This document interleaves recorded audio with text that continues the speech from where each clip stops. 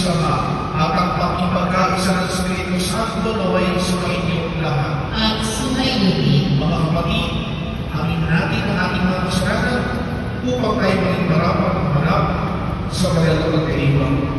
Tayo po lahat